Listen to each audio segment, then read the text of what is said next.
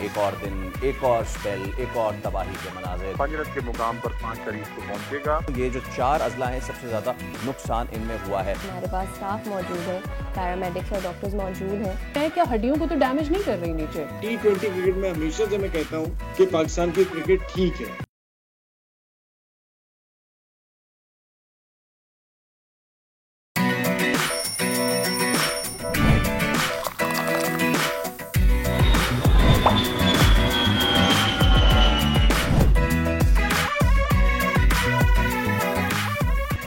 भारत ने दरियाई सतलुज के बाद चनाब में भी पानी छोड़ दिया। दरियाई रावी का सैलाबी रेला मजीद शिद्दत इख्तियार कर गया।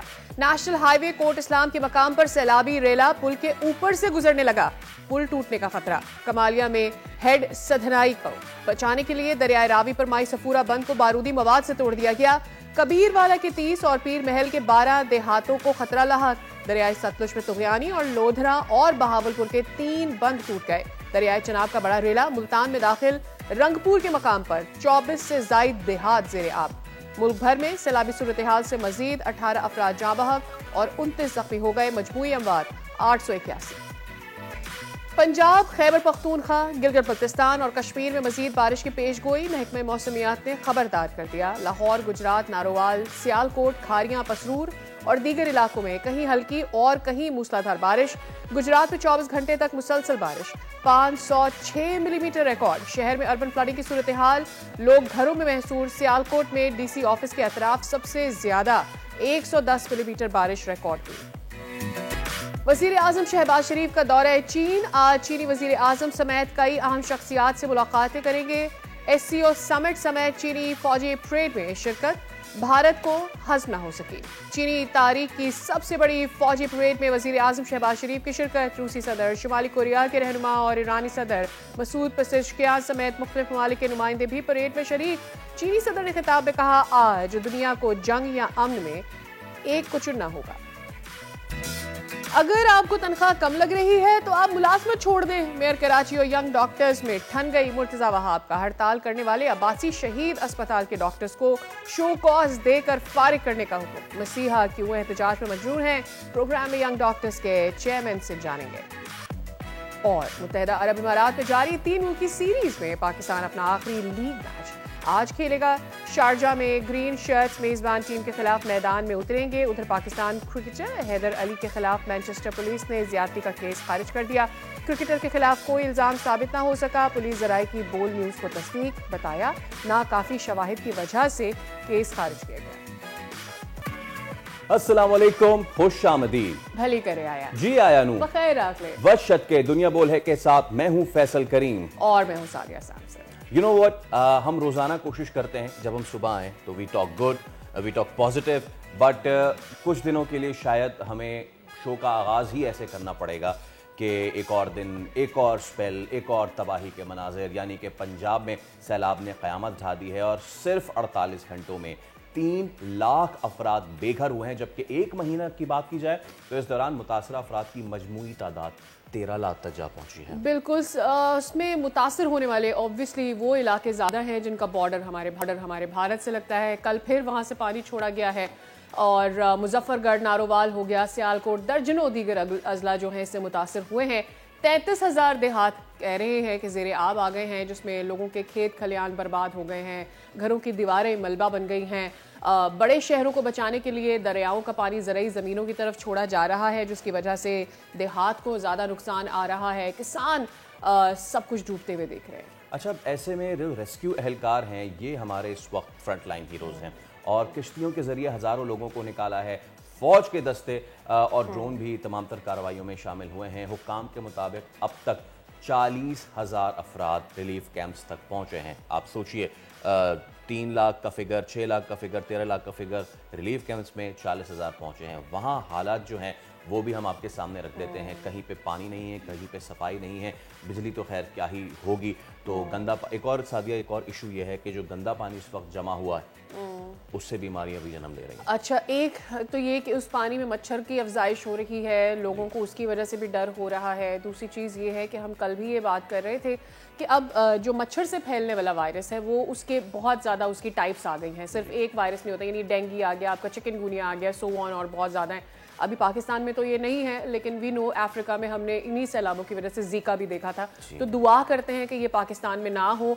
पंजाब में कल तक तो मैं जब पढ़ रही थी तो खबरें यही आ रही थी कि स्प्रेज किए जा रहे हैं मच्छरों की अफजाइश को रोकने के लिए, लेकिन बात यह है कि जब 3,30,00,000 तक डिस्प्लेस होने वाले जो अफराद हैं, सूबे में तबाही की जद में आने वाले लोगों की एक तादाद इतनी बड़ी बन जाती है, at that point in time आप कैसे इन लोगों की सेफ्टी मेक श्योर कर पाते हैं? और इन्फ्लक्स इतना ज़्यादा है और अभी बारिशें रुकी नहीं है। वी आर नॉट श्योर कि ये बारिशें कब रुकने जा रही हैं, और जब ये बारिशें रुकेंगी तभी इसका तखमीना लगाया जा सकता है कि कितने लोगों को कितना नुकसान हुआ है, कितने लोग so many points to ponder। बीमारियां, मवेशियों का मर जाना, ये लोगों का माली नुकसान तो है ही, लेकिन अब सोचें कि वो मवेशी उस पानी में मर रहे हैं तो वो अजीब सी बीमारियां फैल रही हैं। हमारे नुमाइंदगान मुख्तलिफ जगहों पर मौजूद हैं। हमारे नुमाइंदे हैं राव कामरान मुजफ्फरगढ़ में हैं, जहाँ पे सैलाबी सूरत हाल से 40 से ज़ायद गाँव मुकम्मल ज़ेर आब आ चुके हैं और चारों तरफ सैलाबी पानी मौजूद है। यहाँ पे रेस्क्यू का अमल अभी जारी है और हमारे नुमाइंदे राव कामरान से हम बात करते हैं। राव कामरान, ज़रा बताइए, आप यहाँ पहुँचे हैं, क्या सिचुएशन है यहाँ पे? अजी बिल्कुल, दरिया चनाब के पानी में मुसलसल इजाफा देखा जा रहा है। मैं आपको बताऊं कि इस वक्त तमाम तर बस्तियां जो है, इस वक्त 40 से ज़्यादा बस्तियां जो है वो ज़ेर आब आ चुकी हैं और 139 मौजा जात जो है वो इस वक्त ज़ेर आब आने को है। मैं आपको बताऊं कि यहाँ पर ज़िले इंतज़ामिया की जानिब से भी इंतजामात मुकम्मल किए गए हैं, लेकिन अभी भी कुछ लोग जो है वो नकल मकानी कर रहे हैं। मेरे अकब में भी देखा जा सकता है, आपको दिखाए तो यहाँ पर थाना सिविल लाइन के SHO जो है वो अपनी नफरी के साथ आए हुए हैं, इन लोगों को नकल मकानी करवा रहे हैं और कुछ लोग आगे की तरफ जो है मजीद उन्हें लेने के लिए गए हुए हैं। बात करेंगे इनसे। जी, क्या बताएंगे, यहाँ से जो आप आ रहे हैं अभी भी कुछ लोग पीछे मौजूद हैं घरों में? जी, अभी भी कुछ लोग घरों में मौजूद हैं। अल्लाह खैर करेगा, रेस्क्यू वाले निकालने में मसरूफ़ हैं, तो इंशाल्लाह वो रिकवर कर लेंगे। आप क्या बताएंगे जी इस हवाले से? जी, जो मालियात जो थे जानवर वो तो निकाल लिए उन्होंने, लेकिन 111, 122 जो है वो रेस्क्यू कर रही है पीछे से, अवाम जो है वो निकल रही है। आज बिल्कुल रेस्क्यू का अमल जारी है। रेस्क्यू 111, 122 के एहलकार, पुलिस के एहलकार, इसी तरह जो है सुथरा पंजाब के एहलकार, ये रेस्क्यू के हर उसमें जो है इमदादी सरगर्मियों में जो है मसरूफ़ अमल हमें दिखाई दे रहे हैं। जबकि ज़िला इंतज़ामिया की जानिब से जो है 22 रिलीफ कैंप जो है वो लगाए गए हैं। इन्हें जो है नकल मकानी करवा कर जो है वहाँ पर उन कैंपों में जो है भेजा जा रहा है, जहाँ पर 3 वक्त का खाना है, जो है अद्वियात हैं, पानी है, जानवरों का चारा जात है, तमाम तर सहूलियात जो है इन्हें वहाँ पर दी जा रही हैं। इस वक्त हम आपको ये भी बता दें कि इस वक्त जो है जो इलाके के लोग हैं ये यहाँ से नकल मकानी कर रहे हैं। कुछ लोग जो अभी भी घरों में महसून है, जिनका कहना यह है कि हमारे माल मवेशी घरों में है और घरों की जो है हिफाजत भी करनी है, चोरी होने का भी खदशा है। ताहाल यहाँ पर जो है इंतजामिया और पुलिस के एहलकार जो है यहाँ से जो है निकालने के लिए आए हुए हैं कि यहाँ पर एक ऊंचे मजीद जो है अभी पानी में इजाफा होने का खदशा है। राव कामरान, आप हमें मुजफ्फरगढ़ से अपडेट कर रहे थे और इससे पहले कि हम अपने दूसरे नुमाइंदे की जानिब जाएं, आपको हम दिखाते हैं ये बहुत मुश्किल वक्त है और इस मुश्किल वक्त में जो रेस्क्यू वाले हैं उनका सबसे अहम काम है, पुलिस का काम है। और तनकीद करना अपनी जगह, लेकिन एक बार फील्ड पे उतर के देखिए, बड़ा मुश्किल ये काम है। आपको मनाज़िर दिखाते हैं। ऐलान किया जा रहा है, 10 ब 10 दरख्वास्त की जा रही है कि जो अपने घरों से निकल जाएं। ये किस तरह काम होता है आपको दिखाते हैं। दिन ब दिन पानी जो है वो बढ़ रहा है। आप मेहरबानी करके हमने जो कैंप्स कायम किए कोटरी में, जामशोरों में, अब ये सारे घर छोड़े आपको हम कैंप्स में मुंतकिल करते हैं ताकि आप किसी बड़े नुकसान से बच सके। एक दफा दोबारा आपको कहा जा रहा है कि आप अपने अपने ये जो कच्चे मकानात हैं इनको छोड़े। काफी सारे मकान आपके सामने देख रहे हैं, दिन ब दिन गिर रहे हैं। आप चले, आपको हम पक्के की तरफ शिफ्ट करते हैं। तो पंजाब की सूरत हाल इससे पहले हम जान रहे थे कि वहाँ पर क्या सिचुएशन बन रही है। साइमल्टेनियसली ज़रा देख लेते हैं कि सिंध की सूरत हाल, अतराफ क्या माहौल बन रहा है। अरमान अब्बासी हमारे नुमाइंदे हमारे साथ मौजूद हैं जो कि जामशोरों की सूरत हाल से हमें आगाह कर रहे हैं। एक तो अर्बन फ्लडिंग का खतरा भी बढ़ता चला जा रहा है, ऐसे में मजीद कितने देहात इसकी जद में भी आ सकते हैं। अरमान, बताइएगा क्या सूरत हाल बन रही है वहाँ पर? जी बिल्कुल, मैं इस वक्त दरिया सिंध कोटरी के मकाम पे मौजूद हूँ, जहाँ पे प्रोटेक्ट बंद पे जो है 200 से ज़ायद मकानात तामीर हैं, जिनको जो है मुख्तियारकार कोटरी माजिद खास कली की जानिब से खाली कराने के लिए यहाँ पे ऐलानात कराए गए हैं। उनका यही कहना है कि DC जामशोरों ने मुमकिन सैलाबी सूरत हाल से निपटने के लिए इन मकानात को खाली करके और यहाँ से जो है वो रिलीफ कैंप में मुंतकिल करने के अहकाम दिए हैं। इस हवाले से हम मालूम करते हैं क्या अहकाम दिए हैं। जी बहुत शुक्रिया आपके चैनल का। जनाब डिप्टी कमिश्नर साहब, ज़िला इंतज़ामिया जामशोरों की तरफ से पिछले काफ़ी दिनों से ये कहा गया था कि भाई जो पानी दिन ब दिन बढ़ रहा है वहाँ पर, बाकी तो कच्चे का एरिया है, लेकिन ये जो शहर है कोटरी, ये आप देख रहे हैं अपना पुल के नीचे जितने भी मकान आते हैं, तकरीबन 300-400-500 के करीब मकान आते हैं। अब आज हमने ज़िला इंतज़ामिया की तरफ से इनके सामने ऐलान भी किए हैं कि भाई आप आए, हम आपको रिलीफ कैंप्स में जो है वो शिफ्ट करते हैं, कल को किसी खतरे से ये बच जाए। तो इस हवाले से हम आज आए थे। यहाँ पर जो है वो लो लाइंग एरिया हो रहा है, दिन ब दिन ये दरिया जो है वो मिट्टी को खा रहा है, घरों को खा रहा है। इसलिए हम सब इन लोगों को अपने ऐलानात के ज़रिए ज़िला इंतज़ामिया की तरफ से हम कह रहे हैं कि भाई आए तो आपको हम पक्के के मकान पे शिफ्ट करें। जी बिल्कुल, मुख्तार खान साहब का यही कहना था कि ज़िला इंतज़ामिया ने जो है इन मुतासिरीन को यही कहा है कि वो अपने मकाना जो है वो खाली करके फिल फॉर रिलीफ कैम्प में मुंतकिल हो जाएँ ताकि वो इस सैलाबी सूरत से बच सकें। जी चलें, ठीक है। जामशोरों की सूरत हाल हमने देखी। कश्मीर आपको लिए चलते हैं, क्योंकि पंजाब से जो आने वाला पानी का पहला पड़ाव है, जब वो सुबह सिंध में दाखिल होगा तो गुड्डू बैराज पे होगा, और गुड्डू कश्मीर में जहां वाक़ है बराज 1.5 किलोमीटर लंबा ये बराज है, और उसके गालिबन 26 स्पिलवे गेट्स हैं। This barrage and other than this मज़ीद 2 बैराजेज जो सिंध के हैं, ये डिसाइड करते हैं सिंध की किस्मत जब सैलाब आती है। लेकिन इस वक्त सूरत हाल है कि 200 देहात के तकरीबन 2 लाख अफराद हैं, 22 लाख अफराद हैं, 22 लाख अफराद हैं जो मुतासिर हुए हैं। कैंप तो कायम किए जा रहे हैं, लेकिन क्या सिचुएशन है वहाँ पे? कश्मीर से हमारे नुमाइंदे जावेद मलिक हमारे साथ मौजूद हैं। जावेद, लोग आए हैं यहाँ पे? जी बिल्कुल, पंजाब से आने वाले पानी का पहला पड़ाव सुबह सिंध का गुड्डू बैराज होगा, जिसमें मुसलसल पानी की सतह में कमी देखी जा रही है। गुज़िश्ता 24 घंटों में 42,000 क्यूसेक कमी के साथ इस वक्त गुड्डू बैराज पर 37,000 क्यूसेक का रेला गुजर रहा है, जो निचले दर्जे की सैलाबी सूरत हाल है। बात की जाए अगर आइंदा 24 घंटों की, तो पहले एनडीएमए की जानिब से अलर्ट जारी किए गए थे कि 11 से 12 लाख क्यूसेक पानी पहुंचने का इम्कान है, मगर पंजाब के मुख्तलिफ इलाकों में बारिश के बाद इस वक्त आबी माहिरीन के मुताबिक 7 से 8 लाख क्यूसेक का जो रेला है वो गुड्डू बैराज पर पहुंचेगा, जिससे कश्मीर कंदकोट के कच्चे के मुकम्मल इलाके ज़ेर आब आने का अंदेशा है। इस वक्त पीडीएमए की जानिब से कश्मीर कंदकोट के कच्चे के 200 देहातों में राइश पजीर 2,24,900 अफराद जो हैं वो बड़ा मुतासर होंगे, जो अभी तक अपने घरों में रिहाइश पजीर हैं। ज़िले हुकूमत की जानिब से 20 से ज़ायद रिलीफ कैंप ऐलान तो किए गए हैं, मगर अभी तक वहाँ कोई नकल मकानी नहीं हुई, जिससे ये तासुर लगाया जा सके कि ज़िले हुकूमत उन अफराद को निकालने में संजीदा है। यहाँ दावे तो किए जा रहे हैं कि माल मवेशी और लोगों के लिए राश का इंतजाम किया गया है, मगर ऐसा कुछ भी नहीं। इस वक्त इंतहाई एहसास करा दिए गए के बंद पर तरक्याती काम तेजी से जारी है। इलाका मकीनों का कहना है कि ज़िले इंतजामिया संजीदगी का मुजाहिरा करे और कच्चे में राश पजी लोगों की नकल मकानी के लिए। ठीक है, बहुत शुक्रिया, आप हमें सूरत हाल से आगाह करे थे। डीजी मेट हमारे साथ मौजूद हैं, मेहर साहबजादा। अस्सलाम वालेकुम, very good morning for your time. ये बड़ी क्रूशल सिचुएशन है इस वक्त जो बनती चली जा रही है, और हमें थोड़ी परेशानी यूँ भी हो रही है कि कल हमने देखा कि मज़ीद रेला छोड़ा गया और अभी भी बारिशें हो रही हैं और मज़ीद बारिशों की पेशगोई है। ऑलरेडी ये जो पूरा इलाका है रावी के अतराफ, ये बहुत ज़्यादा मुतासर है। आप चनाब में बात कर रहे हैं कि वहाँ भी पानी का बहाव बढ़ रहा है, तो बताइएगा ज़रा इसके अतराफ के इलाकों में बारिश की क्या सूरत हाल है, वेदर कैसा है? बिल्कुल, अभी तक तो जो सूरत हाल चल रही है, बल्कि यहाँ पे बारिश जो है बहुत हो जाती है, लेकिन जो कैचमेंट एरिया में बारिश होती है वो थोड़ी सी खतरनाक होती है। फसल जो है उनके जो है वो सूरत हाल जो है वो रेला जो है वो गुजर के आप इस वक्त है, फिर दरिया चनाब में काफी बुलंद होगी। उसके अलावा पानी नॉर्मल जा रहा है, सिर्फ आगे सदनाई या उसके पास जब वो चनाब में मिल रहा है तो वहाँ उसकी सतह बुलंद करने में इजाफा हो रहा है। वो पानी जो है दरिया चनाब में जो पहले मूव कर रहा है त्रिमू से, और वो मिल के आगे मुल्तान में हाई फ्लड या वेरी हाई फ्लड है इस वक्त। और जो हमारे पास सतलज है वहाँ पे मुसलसल 3,19,000 एक्सेप्शनल हाई फ्लड चल रहा है, जो कि ज्यादा खतरनाक है।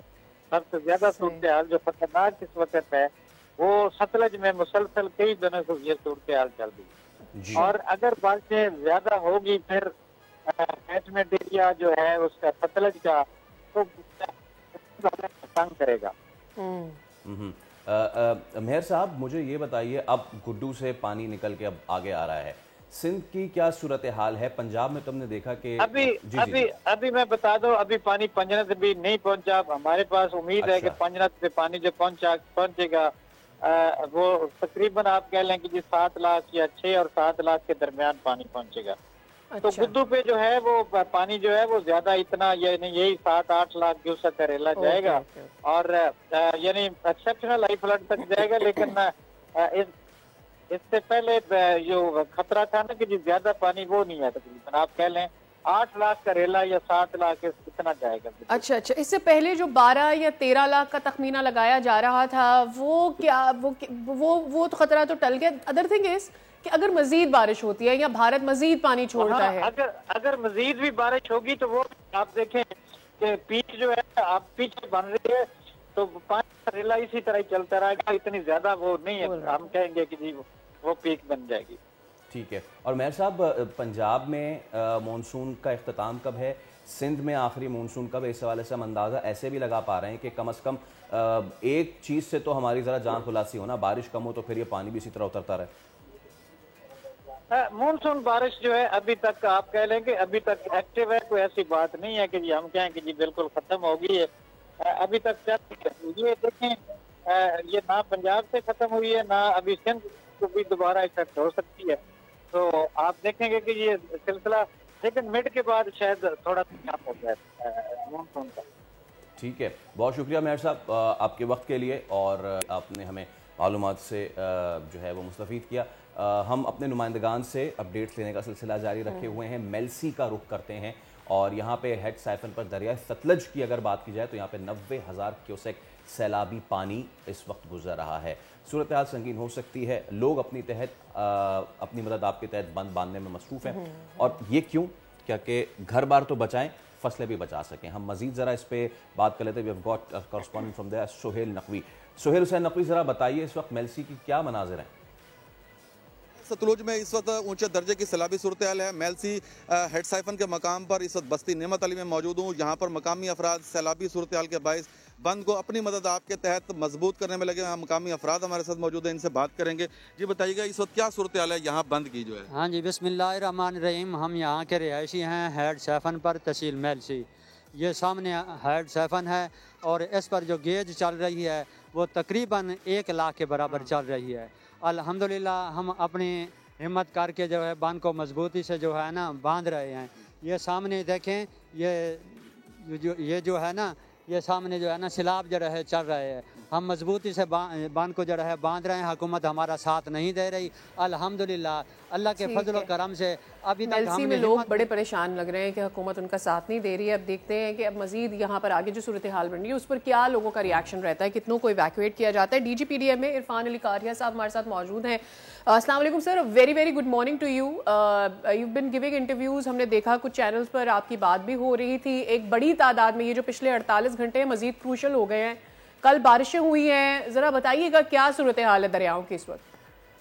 जी बिस्मिल्लाहिर्रहमानिर्रहीम। इस वक्त तीनों जो दरिया हैं उनमें पीक हमारी वो गुजर रही हैं, और इस वक्त मुल्तान डिस्ट्रिक्ट जो है वो शदीद दबाव है, क्योंकि उधर दरिया रावी का भी और दरिया चनाब का पानी ये पहुंच रहा है इकट्ठा होके, और वहाँ पे 2 क्रिटिकल मुकाम हैं, एक हेड मोहम्मद वाला और दूसरा शेरशाह ब्रिज। शेरशाह ब्रिज पे जो क्रिटिकल हमारी गेज है वो ऑलरेडी अचीव हो चुकी हुई है, और खुदा न खास्ता अगले चंद घंटों में वहाँ पे क्रिटिकल फैसला लिए जाने के इम्कानात हैं। इसी तरह हेड मोहम्मद वाला पे भी जो कुशन है वो कुशन तेजी से ख़त्म हो रहा है, और खुदा न खास्ता शायद सिचुएशन यहाँ पे भी क्रिटिकल बन जाए। इसी तरह ये पानी फिर दरियाए सतलुज के पानी के साथ मिलके ये पंजरत के मुकाम पर 5 तारीख को पहुंचेगा, और वहाँ पे हम तकरीबन 6 से 6.5 लाख क्यूसेक को फोर्सी कर रहे हैं। उसके बाद दरियाए सिंध का फ्लो जो है वो भी इसमें शामिल होगा, और गुड्डू के मुकाम पर ये सिंध के सूबा सिंध में ये पानी 6 और 7 की दरमियानी शब तकरीबन 8 से 9 लाख क्यूसेक ये दाखिल होगा। ठीक है काफिया साहब, देयर आर सम न्यूज़ के जो कैंप्स तो बना दिए गए हैं, रिलीफ कैंप्स एंड ऑल, 40,000 लोग गालिबन उसमें अकोमोडेट हुए हैं, जबकि डिस्प्लेस्ड पर्सनल की तादाद बहुत बड़ी है। इज़ इट ट्रू कि 40,000 लोग रिलीफ कैंप्स तक पहुंच पाएँ, पहली चीज़, और अगर ऐसा है तो क्या मज़ीद उनको रिलीफ कैंप्स में सेटल करने की कोशिश की जा रही है? Because 40,000 versus 6 lakh is a huge contrast. जी, इसमें आप देखें कि लोग अपनी कंफर्ट को भी ज़रूर मद्देनजर रखते हैं, और जो रिलीफ कैंप्स हैं उसमें कुछ सोशल रीजन की वजह से भी, और वो तो इसमें चीफ मिनिस्टर पंजाब ने अगर जो लोग इस तरह सरकारी रिलीफ कैंप्स में आने से इज्तनाब कर रहे हैं उनके लिए और मेडिकल कैंप्स हैं। आपने कल देखा कि कल पंजाब गवर्नमेंट ने क्लिनिक ऑन बोर्ड भी स्टार्ट किया, और उसकी मेन रीजन ही यही थी कि वो लोग जो सफेद पोश लोग जो अंडर वाटर हैं और अगर वो रिलीफ कैंप्स में तशरीफ लाना नहीं चाह रहे तो उनके लिए फौरन गवर्नमेंट ने ये इंतजाम किया कि उनको मेडिकल कवर उनके डोर स्टेप तक पहुंचाया जाए और उनको ड्राई राशन जो है वो वहां दिया जाए। और ये इस वक्त 100 and thousands की तादाद में न सिर्फ ड्राई राशन बल्कि मेडिकल और लाइफ स्टॉक कवर लोगों के डोर स्टेप तक पहुंचाया जा रहा है। जी अच्छा, एक चीज़ बता दीजिएगा, कल एक दो जगह पर मैंने इंटरनेशनल न्यूज़पेपर्स में इस तरह की खबरें पढ़ी हैं कि लोग कंप्लेन कर रहे हैं कि हम इसलिए नहीं जा रहे इन जगहों पर बिकॉज वहाँ फैसिलिटेशन नहीं है हमें, और ख़ास तौर पे वॉशरूम्स के लोगों को बहुत ज़्यादा मसाइल हैं। फिर लोगों को ये डर लग रहा है कि जिन जगहों पे कैंप्स है उसके अतराफ जो पानी है, जो मडी एरिया है, वहाँ से उनको बीमारियों का डर भी हो रहा है। अल जज़ीरा ने ये खबर कल छापी है, एक दो और इंटरनेशनल इसी तरह के न्यूज़ चैनल्स ने ये छापी है, आपका इंटरव्यू भी वहाँ पर है, तो मुझे ज़रा बताइएगा कि रियलिटी क्या है, या कम से कम आपका क्या मौक़िफ़ है? जी, इसमें देखें यही वजह है कि हम गवर्नमेंट बिल्डिंग्स को सिलेक्ट कर रहे हैं कि वहाँ पे ना सिर्फ प्रॉपर 4 वॉल्स हैं बल्कि अमेनिटीज़ जो हैं वो ऑलरेडी जितने भी हमारे स्कूल्स हैं या बाकी गवर्नमेंट एस्टेब्लिशमेंट्स हैं उनमें एटलीस्ट टॉयलेट्स और वॉशरूम्स प्रॉपर, बाकी सारा इंतजाम, ड्रिंकिंग वाटर, ये चीज़ें हैं। और इसी वजह से ही इनका इंतखाब किया गया था कि लोगों को ये तमाम सैनिटेशन और हाइजीन की सहूलियात वो वहाँ पे मुयस्सर आएँ। उसके अलावा आपने कल देखा कि पोर्टेबल वॉशरूम्स जो हैं वो थ्रू आउट पंजाब ये कल फराहम करने का सिलसिला स्टार्ट हो चुका हुआ है, और जितने भी रिलीफ कैंप्स हैं उनमें अब टॉयलेट्स की प्रॉपर फैसिलिटी ना सिर्फ मर्द और खवातीन सेपरेट बल्कि उसको एक मयारी फैसिलिटीज जो है वो हमने उसको इंश्योर करने का वो सिलसिला शुरू हो चुका हुआ है ऑलरेडी। ऑलराइट, बहुत शुक्रिया इरफान अली काफिया साहब, और respect a lot of your time because आप इतनी मुश्किल वक्त में भी टॉकिंग टू अस, ये भी बड़ी बात है। एक ब्रेक ले रहे हैं but we are continuing with our flag discussion. एक ब्रेक के बाद आपको बताएंगे कि कौन कौन से अब तक हॉटस्पॉट्स हैं, क्या हो रहा है वहाँ पे। स्टे विद अस।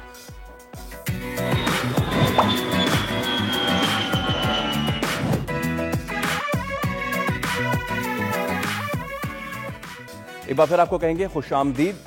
कुछ तस्वीर के ज़रिए और कुछ ग्राफिकल प्रेजेंटेशन के ज़रिए कोशिश करते हैं आपको दिखाने की कि पंजाब में जो सूरत हाल है इस वक्त, कौन से अजला बहुत ज़्यादा मुतासर हैं, कौन से उससे कम, कौन से उससे कम और कौन से उससे कम। So let's throw in to you, there you go. और सबसे पहले हम आपको वो पूरा मैप दिखाते हैं कि कहाँ कहाँ पे सूरत हाल कैसी कैसी है, और कलर ग्रेडिंग के थ्रू तो ये आपके सामने। कलर ग्रेडिंग के थ्रू आप देख सकते हैं ये जो कलर ग्रेडिंग है, यानी कि सबसे जो ख़राब सूरत हाल है वो बिल्कुल डार्क में, तो ये है वो सबसे ख़राब सूरत हाल। गुजरात, सियालकोट और नारोवाल सबसे ज़्यादा मुतासर हुए हैं यहाँ पे, और उसके अलावा नीचे भी राजनपुर भी है, वहाँ भी आपको लेके चलेंगे। लेकिन राइट नाउ ये जो 4 अजला हैं सबसे ज़्यादा नुकसान इनमें हुआ है। नाउ कमिंग के उससे कम, यानी कि जो हल्के लाल रंग से हम आपको दिखा रहे हैं, ये गुजरावाला, शेखुपुरा और हाफिजाबाद, चिन्योट, सरगोधा, फिर बॉर्डर के अलॉन्ग कसूर, उकाड़ा, पाकपतन और बहावल नगर। ये जो है अगर हम कहें कि सेकंड मोस्ट यहाँ पे ख़राब सूरत हाल है। फिर उससे कम जो है जो लाल है वो इलाके ये रहे जो कि सेंट्रल पंजाब के हैं, और इसमें जो है टोबा टेक सिंह है, इसके अलावा खानेवाल है, और उसके बाद मुल्तान है जो कि सबसे कम मुतासर है, लेकिन अभी भी यहाँ से रेला गुजर रहा है। So we just hope and pray कि यहाँ पे इतनी ख़राब सूरत हाल ना हो। और उसके बाद उससे कम जितने भी हल्के रंग होते जाएंगे वो हम डिनोट कर रहे हैं कि वहाँ पे कम अजला मुतासर हुए हैं। लेट्स मूव ऑन के जो हमने आपको सबसे ख़तरनाक अजला बताए हैं 4, यानी कि गुजरात, सियालकोट, नारोवाल, और यहाँ पे सबसे आखिर में जो है वो राजनपुर है, यहाँ पे भी सूरत हाल अभी सबसे ज़्यादा अफेक्टेड है और सबसे ज़्यादा अफेक्टेड ऐसे है कि अभी तक यहाँ से स्टैट्स जो हैं वो निकल के सामने नहीं आ पाए हैं। Let's move on to the next slide और आपको बताते हैं कि इस वक्त जो गुजरात है, देयर यू गो, गुजरात की सूरत हाल ये है कि यहाँ पे 15 से ज़्यादा रिलीफ कैंप्स बनाए गए हैं और इसके साथ साथ 61 से ज़ायद घर हैं जो कि यहाँ पे मुनहदिम हुए हैं, जिनको नुकसान पहुँचा है। Let's move on to the next one. और गुजरात के बाद हम अगर आपको बताएं सियालकोट की बात करें अगर, तो सियालकोट की सिचुएशन जो है वो भी आपके सामने है और सियालकोट में जो है 56 से ज़ायद रिलीफ कैंप्स कायम किए गए हैं और यहाँ पे 100 से ज़ायद घरों को जो है वो नुकसान पहुँचा है। मूविंग ऑन टू नारोवाल जो कि बिल्कुल बॉर्डर के पास है और नारोवाल की भी सिचुएशन आपके सामने है। यहाँ पे 38 से ज़्यादा रिलीफ कैंप्स कायम है। अच्छा, ये रिलीफ कैंप्स में क्या क्या है, इसमें फूड कैंप्स भी हैं, जानवरों को रेस्क्यू जो किया गया है वो भी हैं और यहाँ पे 100 से ज़ायद घर जो हैं उनको नुकसान पहुंचा है। सो ये सारी सिचुएशन है इस वक्त और and then we have got obviously Rajanpur में भी situation, but the stats still are not from there. कल की खबर थी कि शायद एक वहां से डेथ रिपोर्ट हुई है। तो इस वक्त ये तमाम तर सूरत हाल है। सादिया की जानिब चलते हैं। जब ऐसी सूरत हाल हो जाती है और हम प्रीएम्प्ट भी कर रहे हैं कि now the flood water is going to hit Sindh 6 और 7 की दरमियानी रात, तो वहाँ पे सूरत हाल कैसी है, तैयारियाँ क्या हैं, किस तरीके से लोगों की मदद की जाएगी? Let's go to Sadia. Over to you Sadia. Thank you Faisal. Sindh में अब जो बात की जा रही है कि पंजाब की तो हमने बात कर ही ली है, बट सिंध में क्या सूरत हाल बन रही है, ये इस पर भी हमें नज़र रखी है। सुबह से हम यही बात कर रहे हैं कि उधर Ghotki, Jamshoro and other areas में क्या सूरत हाल है। एंड जब पानी इतना आएगा, जो डेट्स दी गई हैं 6-7 सितंबर की और कहा यह जा रहा है कि 9 लाख क्यूसेक का यहाँ से पानी गुजरेगा, उस वक्त के बाद क्या सूरत हाल बनेगी। And at this point of time जब ऑलरेडी हम इस सिचुएशन से गुजर रहे हैं, तो हमारे कौन से चैलेंजेस हैं जिनका हमें सामना करना पड़ रहा है। और इसी के लिए हमें ये बात करनी है कि ऑब्वियसली हम पंजाब में ये बात कर रहे हैं कि वहाँ पर बीमारियाँ फैल रही हैं और अगर इमरजेंसी सिचुएशन होती है तो लोगों को किस तरह से अपने आप को प्रोटेक्ट करना है, अपने अतराफ़ के लोगों को प्रोटेक्ट करना है। ऐसे में ये बड़ा ज़रूरी हो जाता है कि जो लोग इस पूरी सिचुएशन से जूझ रहे हैं वो मेंटली कितने प्रिपेयर हैं और उनको क्या लगता है कि वो किस तरह से अपने और अपने आसपास के लोगों को बचा भी सकते हैं। इस वक्त कौन सी ऐसी बीमारियां हैं जिनके चैलेंजेस का सामना सिंध को भी हो सकता है, इस पर भी ज़रा बात कर लेते हैं। हमारे साथ आज इस वक्त स्टूडियोज़ में मौजूद हैं उमैर असलम जो कि प्रोजेक्ट हेड कर इन 1122 से, और हमारे साथ मौजूद हैं doctor Momina Saleem, emergency health expert हैं। इनसे बात करेंगे कि हम what are we looking at जब हम ये कहते हैं कि जी सिंध को भी सुपर फ्लड का खतरा हो सकता है। What are we exactly looking at. अस्सलाम वालेकुम उमैर। ऑब्वियसली पहले तो हम बहुत डर गए थे कि ये 13 लाख क्यूसेक और क्या होगा और सिंध में क्या है, आर वी रेडी और नॉट, बट एक रियलिटी तो है कि सैलाब यहाँ पर भी होगा, लोग मुतासर होंगे। जब हम हेल्थ की बात करते हैं, सबसे पहले तो ये मुझे समझना है कि हमारे चैलेंजेस क्या हैं जो हमें फेस करने पड़ सकते हैं या ऑलरेडी हम we are dealing with them. जी शुक्रिया। सबसे पहले तो ये है कि जो इमरजेंसी मेडिकल सर्विसेज का जो मैंडेट है हमारा SIHS 1122 उसके प्लेटफॉर्म से हम ऑलरेडी सिंध में अब तमाम 30 डिस्ट्रिक्ट्स में काम कर रहे हैं। फ्लड जो कि एक्सपेक्टेड है, हम देख रहे हैं कि बिल्कुल ऑन साइड से कश्मीर से, KP से पंजाब को बहाता हुआ सिंध की तरफ पानी बढ़ता जा रहा है। अभी तक सुपर फ्लड की उस तरह से चैलेंज शायद पंजाब को है, पाकिस्तान सिंध को है नहीं, क्योंकि जो कंसीडरेबली जो PDMA की प्रोडक्शन है वो ये है कि 9 से 10 लाख तक ये जा सकता है, which is handleable for the river Indus.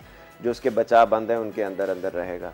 जहाँ तक हेल्थ का सिचुएशन है वो ये है कि इससे वाटर बाउंड डिजीज़ जो हैं वो बहुत ज़्यादा फैल सकती हैं, जिसमें कलरा है, जिसमें डायरिया है, जिसमें मलेरिया है, जिसमें डेंगू जो है वो बहुत ज़्यादा असरअंदाज हो सकता है।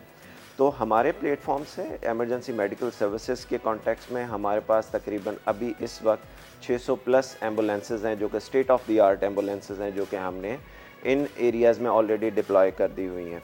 अब PDMA ने 15 डिस्ट्रिक्ट्स ऐसे हैं जो कि अभी हाईलाइट किए हैं ऑलरेडी, जो कि फ्लड इफेक्ट हो सकते हैं, स्टार्टिंग फ्रॉम गुड्डू से लेके बदीन तक 0 पॉइंट तक 15 ऐसे अजला हैं और 100 से ज़्यादा यूनियन काउंसिल्स हैं जो कि इफेक्ट हो सकती हैं। ओवरऑल जो टोटल आबादी है इसमें, ये 15 डिस्ट्रिक्ट में तकरीबन 2.5 करोड़ की आबादी है जो कि इनडायरेक्टली डैमेज हो सकती है या इफेक्ट हो सकती है, और तकरीबन 3.5 लाख की ऐसी आबादी है जो कि डायरेक्टली इससे एक्सपोज हो सकती है। तो ये अभी चैलेंज है हमारे सामने, जो कि हमें फौरी तौर पर इमरजेंसी मेडिकल कॉन्टेक्स्ट में भी और रिलीफ कॉन्टेक्स्ट में भी लोगों को फौरी तौर पर इवैक्यूएशन की तरफ लेके जाना है। लोगों को जिन इलाकों में वो बचाव बंद के अंदर जिनके घर हैं, जिनके वहाँ पे रहायशें हैं, फौरी तौर पर सिंध हुकूमत ऑलरेडी जो सेक्रेटरीट है उसमें एक प्रोटेक्शन मॉनिटरिंग सेल बना हुआ है, जिसमें सेंट्रलाइज कोऑर्डिनेशन हो रही है। तमाम डिपार्टमेंट्स को at the district level front line के ऊपर कोऑर्डिनेशन करके हम ये कोशिश कर रहे हैं कि इवैक्यूएशन की तरफ लेके जाएं और थ्रू मेडिकल कैंप्स फौरी तौर पर जो इस तरह की डिजीज़ के फैलने का इम्कान है उसको एड्रेस किया जा सके। हमने मेडिकल कैंप्स की डॉक्टर साहिबा, डॉक्टर मोमिना, सिचुएशन ये है कि हमारे पास जो आबादी है जो अफेक्ट होगी उसमें ख़ातीन की बड़ी तादाद, और उसमें भी दोज हु आर एक्सपेक्टिंग या फिर जिनके बिल्कुल न्यू बॉर्न बेबीज़ हैं। मैं चाहूँगा कि पहले तो जो एक्सपेक्टिंग मदर्स हैं उन पे बात की जाए। इन कैंप्स में उनके लिए ऑब्वियसली अदर देन एसेंशियल जो है ज़रूरियात वो भी रखी जाती हैं, तो वो क्या क्या होती हैं, कैसे उनको आप लोग हैंडल करते हैं? बिल्कुल, first of all thank you for having us. देखिए, बहुत सारी चीज़ें हैं, ये अनएक्सपेक्टेड हमारे पास एक सूरत हाल खड़ी हुई है जिसके अंदर डेफिनेटली जो एक्सपेक्टेंट मदर्स हैं एंड रिसेंटली जिन्होंने डिलीवरी की है वो मदर्स भी हैं, अपने नियोनेट्स के साथ आते हैं। तो एक्सपेक्टेंट मदर्स को हम प्रिकॉशनरी बहुत सारी चीज़ों पे वार्न कर देते हैं, जिस तरह आपने सेफ़ डिलीवरी कैसे करवानी है, हमारे पास स्टाफ मौजूद है, पैरामेडिक्स और डॉक्टर्स मौजूद हैं, आपने किस तरह हाइजीन का ख्याल रखना है। अगर तो they are expecting and they haven't delivered yet, तो हम फिर उनको बताते हैं कि आपने अपने एंटीनेटल्स का ख्याल कैसे रखना है। And if they have given birth, तो उसके बाद फिर सारी चीज़ें जिस तरह ब्रेस्ट फीडिंग से लेके फर्दर ऑन बच्चे का ख्याल, हाइजीन का ख्याल, एवरीथिंग इज़ बीइंग डन। अब जिस तरह हम अगर प्रीनेटल की बात करें तो इसमें ये होगा कि हम वीनोफर जिस तरह इंजेक्शन होता है आयरन का, क्योंकि ऑलरेडी वो इतने माल नरिश्ड होते हैं, हमारी पॉपुलेशन फीमेल पॉपुलेशन के अंदर एनीमिया एक बहुत बड़ा चैलेंज है। तो अगर उनके पास नहीं है कोई इस तरह का रीच जहाँ पे वो जाके करवा लें, हमारे कैंप्स में वो भी मौजूद है। And for sure folic acid is something that we tell them कि आपने लेनी है और हर वक्त लेनी है, ड्यूरिंग प्रेगनेंसी लेनी है। I hope all these are there in the camp. Yes, right? they are there and they are currently being given as well.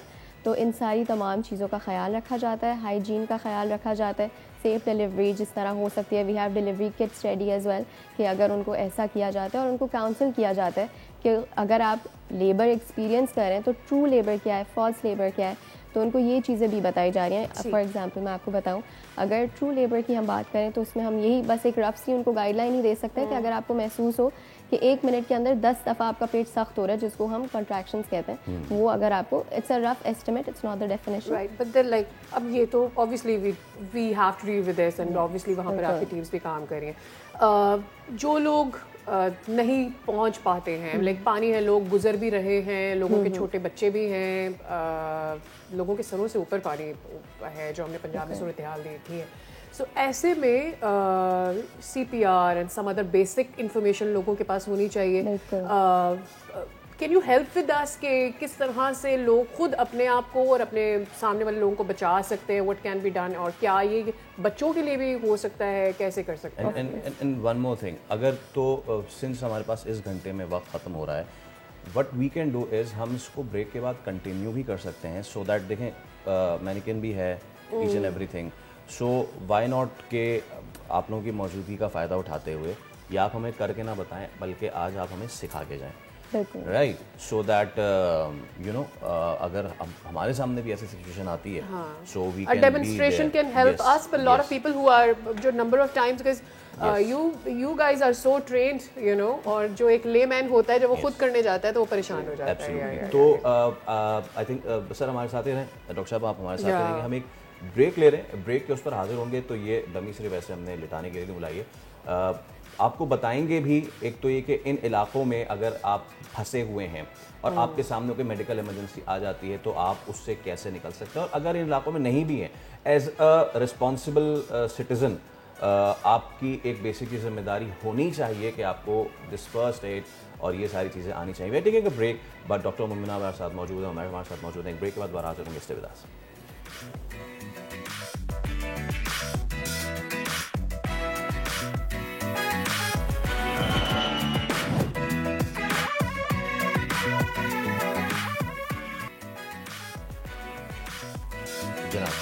Welcome back.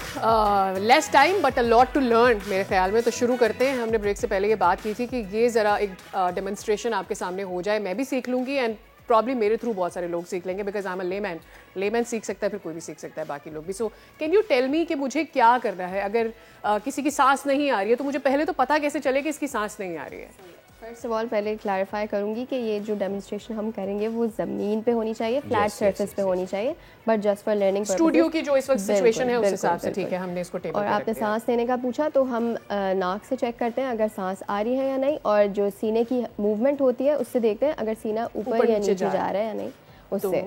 तो हम स्टार्ट करते हैं। पहली चीज़ जो आप चेक करेंगे, सबसे पहले आपने अपने एरिया को चेक करना है कि सेफ़ है कि नहीं। अगर सेफ्टी और सिक्योरिटी सबसे पहले, कोई लाइव वायर ना हो, कोई इंसेक्ट ना हो, कोई एनिमल, कोई भी ऐसी चीज़, जब आप सेफ्टी चेक कर लेंगे तो सबसे पहले चीज़ आपने पेशेंट की रिस्पांस देखनी है। क्या आपको मेरी आवाज़ आ रही है? आप शोल्डर स्टैप करेंगे कि आपको मेरी आवाज़ आ रही है। अगर नहीं आती तो आपने फ़ौरन बोलना है कि 1122 को बुलाइए, एम्बुलेंस को बुलाइए। फिर आप मूवमेंट चेक करेंगे कि सांस आ रही है, नहीं आ रही है, सीना ऊपर नीचे जा रहा है। किसी की सांस नहीं आ रही, मेरे पास कितना वक्त है कि उसकी मैं ज़िंदगी बचा सकूं? अगर तो ऐसा है कि जिस तरह हम जिसको कार्डियक अरेस्ट कहते हैं, यानी कि दिल रुक गया है, तो हमारे पास 5 मिनट्स होते हैं, ब्रेन इंजरी स्टार्ट हो जाती है, within that time it starts and then it progresses. तो फिर मैं कैसे किसी की जान बचाऊं? हाँ, बिल्कुल हम ये करेंगे कि हम कंप्रेशन स्टार्ट कर देते हैं। अगर जैसे ही रिस्पॉन्स नहीं आई, आपने ब्रीदिंग वगैरह सब चेक कर ली, नहीं है, फॉरन you don't wait for anything else, आप एम्बुलेंस का इंतजार नहीं करेंगे, आपने कंप्रेशन स्टार्ट करने हैं।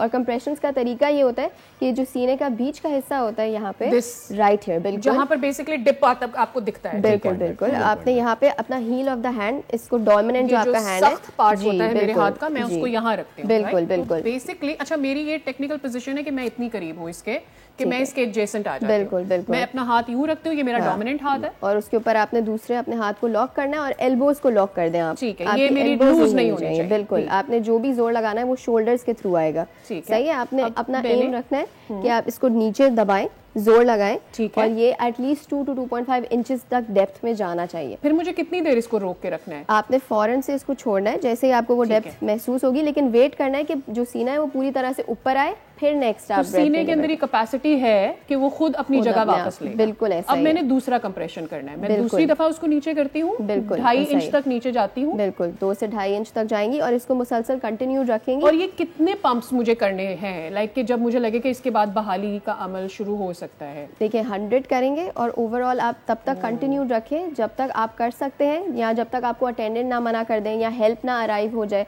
या कोई और आपको टेक ओवर ना कर दे। क्योंकि डर लोगों को ये रहता है कि मिसाल ने मैंने ये सारी पोजीशन ले ली, मैंने लॉक कर दिया, मैंने दबाया, ये 2.5 इंच नीचे चला गया, अब मैंने इसको छोड़ा, ये अपनी जगह पर आया, क्या अगर सांस बहाल नहीं होती है या दिल दोबारा काम करना नहीं शुरू करता है, तो मैं क्या हड्डियों को तो डैमेज नहीं कर रही? नीचे हड्डी डैमेज हो सकती है, लेकिन उस वक्त जान बचाना ज्यादा जरूरी है। आपने उसको बरकरार रखना है, उसी जोर से बरकरार रखना है। 2 से 2.5 इंच जरूर जाना चाहिए, लेकिन जब तक आपके पास नहीं रुकता CPR, तब तक जब तक यहाँ पेशेंट ना रिवाइव हो जाए, या दूसरा कोई टेक ओवर ना कर ले, या फैमिली ही आपको मना ना कर दे। बेसिकली मैंने अपने हाथ का ये सख्त हिस्सा यहाँ पर डाला, मैंने इसको लॉक किया, मैंने अपनी कोहनियों को लॉक किया, मैंने इसको दबाया। अब मैं कितना प्रेशर दे रही हूँ नीचे 2.5 इंच तक नीचे जाने के लिए? मुझे कैसे अंदाजा होगा? आपको महसूस होगा, नीचे जाएगा, बाकायदा महसूस होगा, फिर वो अपने आप ऊपर आएगा, फिर दोबारा आपने वही जोर लगाना है। 100 पर मिनट आपने देने।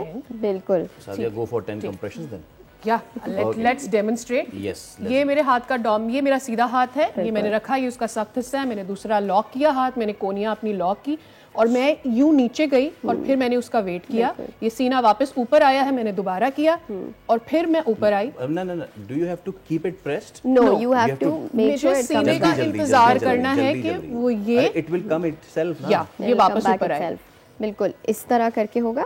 अच्छा, और आपकी जो पोजीशन होगी अभी थोड़ा सा आप पीछे की तरफ है, बट और ज्यादा मुझे सीने के ऊपर आगे। बिल्कुल ऐसा ही है। बिल्कुल बेसिकली मैं नीचे गई और मैं ऊपर आई, सीना वापस ऊपर आया। बिल्कुल आपको अपने आप महसूस भी होगा वो मूवमेंट, और फिर आप उसके बाद आप खुद और ये मेरा 10th कंप्रेशन। बिल्कुल इस तरह।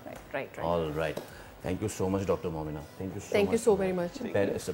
यू नो आप लोग बड़ा कमेंडेबल काम कर रहे हैं। वी होप कि कैलेमिटी ना आए, बट आए तो वी नो कि you people are there. Thank you so much. So तमाम तर वो लोग जो कि कहीं सैलाब में फंसे हुए हैं, नहीं भी फंसे हुए, अगर हमारी तरह आप किसी दिन शारा फैसल से मूव कर रहे हैं और मूव करते हुए आपको नजर आता है कि देयर इज समथिंग रॉन्ग, कोई किसी को चोट लगी है। अभी तो एक और भी चीज़ थी सादिया कि हमें, बल्कि we should do a segment on this as well, कि हमें अपनी गाड़ी में फर्स्ट एड बॉक्स रखना चाहिए जिसमें अगर किसी का एक्सीडेंट होता है, कोई ब्लीड हो रहा है, कोई इस तरह की चीज होती है, गाड़ी का कोई और पैसेंजर अगर वो हो जाए तो उसको आप कैसे कर सकते हैं। एब्सोल्युटली। सो आई होप के वी होप के आपके लिए ये काफ़ी इस्तेफादे वाला सेगमेंट हुआ होगा। Let's move on to the next one, और वो है अबाउट द इंटरनेशनल अफेयर्स। वज़ीर आज़म शहबाज शरीफ दौरे चीन पर हैं और आज वो चीनी वज़ीर आज़म समेत आला कारोबारी शख्सियत से करेंगे मुलाकात। बिल्कुल, और साबिक सफ़ीर नगमाना हाशमी साहिब हमारे साथ मौजूद हैं। उनसे ज़रा बात करते हैं, जानते हैं कि इस वक्त जो हम देख रहे हैं कि सिनेरियो ओवरऑल बन रहा है, इसमें what are we expecting to come out of this. At the same time we also know कि वहाँ पर और ममालिक भी, भारत भी वहाँ पर मौजूद है, and what are we perceiving for the whole. नगमाना साहिबा, बहुत बहुत शुक्रिया and a very good morning to you. कल से लेकर अब तक पाकिस्तान के लिए चाइना के साथ जो हमारे रवाबित हैं उसमें और दीगर ममालिक से जो हमारी मुलाकातें हो रही हैं, आज हमारी बिजनेस कम्युनिटी से भी मुलाकातें होने जा रही हैं। When I look at SCO summit and look at this part, अभी जो सिचुएशन बन रही है, मैं क्या एक्सपेक्ट करूं, क्या होने जा रहा है, और अब तक की जो प्रोग्रेस है उस पर आपने कैसे इसको एनालाइज किया? जी बहुत शुक्रिया। ये दोनों पॉइंट ऑफ व्यू से बहुत ही एक इम्पॉर्टेंट दौरा था। SCO के कॉन्टेक्स्ट में भी ये एक बहुत ही इम्पॉर्टेंट कॉन्फ्रेंस थी जिस पे पिछले 3-4 दिन से बहुत ज़्यादा बहस ऑलरेडी हो चुकी है, और ये बायलैटरली भी अगर आप देखें तो बहुत एक अहम दौरा था, क्योंकि इसमें प्रेसिडेंट शी से भी मुलाकात हुई है और आज बाकायदा प्रीमियर से भी मुलाकात है प्राइम मिनिस्टर की, जिसमें तफसील से तमाम बायलैटरल रिलेशंस का अहाता किया जाएगा और आगे। ठीक है। अच्छा, इसमें एक और चीज़ भी थी, ये तो वो मनाज़िर थे जिस वक्त वज़ीर आज़म शहबाज शरीफ पहुँचे थे, लेकिन अब इसमें पाकिस्तान जो है उसके पास तो एक है अपॉर्चुनिटी कि वो CPEC 2.0 की तरफ और बाकी सारे मामले, but I am more interested in 2 things. एक तो ये कि चाइना जो अपनी एक नया ब्लॉक बनाने जा नहीं रहा है, तकरीबन उसने बना ही लिया है। कल जब परेड हुई है, वो जो फौजी परेड हुई है जिसमें चीन ने अपने तमाम तर जो हथियार हैं उनको शोकेस किया, अपनी मिलिट्री माइट को शोकेस किया है, तो दैट इज़ वेरी इंपॉर्टेंट। और उसकी एक जो सबसे आइकॉनिक तस्वीर है ना सादिया, वो है कि उसमें शी जिनपिंग भी हैं, उसमें पुतिन भी हैं और उसमें किम जोंग उन भी हैं। Now this is, I wonder, is it scary for 7 समंदर पार बैठा अमेरिका? नगमाना साहिबा, हाँ, हम इस पे भी बात कर रहे हैं कि वो जो कल मिलिट्री माइट दिखाई चाइना ने, it was not only military might, it was ambassadorial might as well.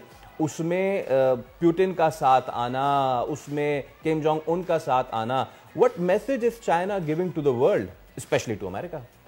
एक जो ब्लॉक हम कह रहे हैं कि वो बनने जा रहा है, हैविंग सेड कि रशिया का ऑलरेडी जो रिलेशनशिप है नॉर्थ कोरिया के साथ, और ऐसे में जब हम ये देखते हैं कि बिल्कुल चाइना जो है वो सामने आकर ना सिर्फ नॉर्थ कोरिया के साथ एंगेज कर रहा है, वो देन हम ये देखते हैं कि जिस तरह से कोजी अप होने की भारत कोशिश कर रहा होता है, कम से कम दिखाने की कोशिश कर रहा होता है with Russia that how happy relations they are having, और उसको जिस तरह से इंडियन मीडिया के ऊपर पोर्ट्रे करने की कोशिश किया जाता है।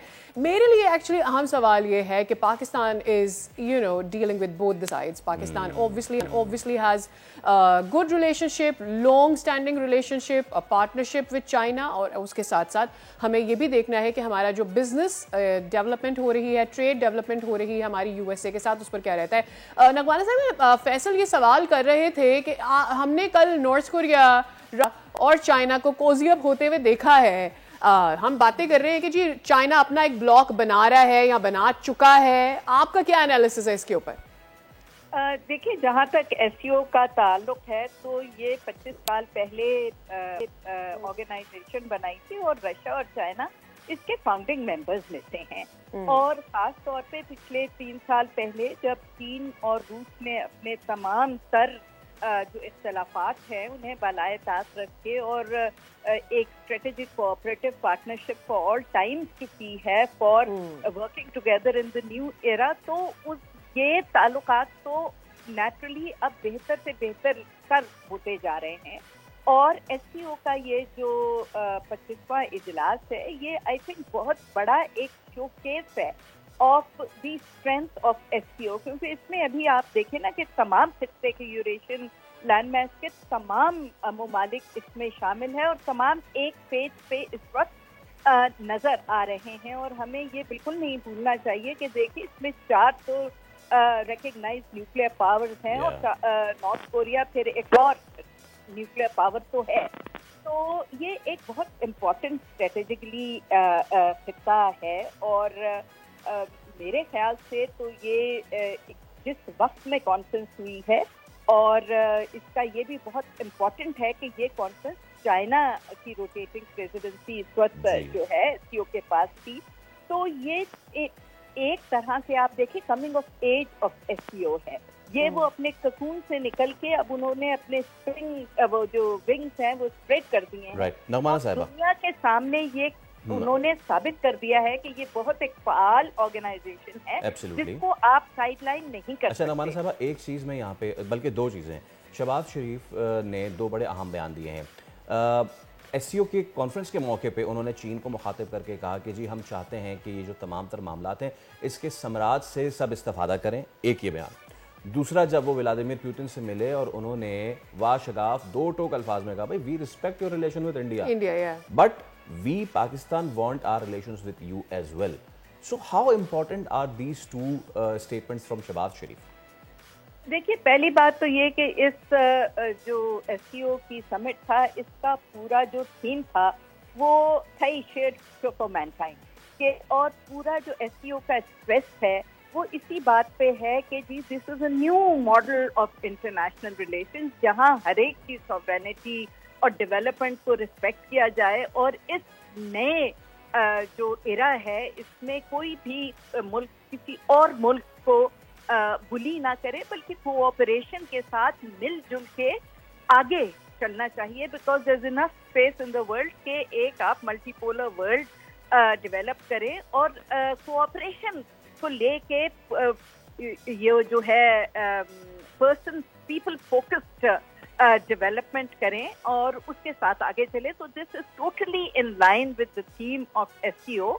और बिकॉज बहुत अच्छी शहबाज शरीफ साहब ने ये बात की है कि मिलजुल के हमको अब खित्ते की और दुनिया की तरक्की के लिए पीसफुल तरीके से आगे बढ़ना चाहिए और नॉलेज शेयरिंग बेसिस पे और कोऑपरेशन के बेसिस पे आगे चलना चाहिए। जहाँ तक रशिया का ताल्लुक है तो देखिए बहुत अरसे से हम चाह रहे थे कि हमारे रशिया से ताल्लुकात दोबारा जो है वो एक अच्छी नहज पे आ जाए, और ये पाकिस्तान का हमेशा से एक नुक्ता नज़र रहा है कि हमारी एक स्ट्रेटेजिक रिलेशनशिप है जो चीन के साथ है, जिसको हमने ना कभी कॉम्प्रोमाइज़ किया है, ना अब कॉम्प्रोमाइज़ कर रहे हैं और ना कभी कॉम्प्रोमाइज़ करेंगे।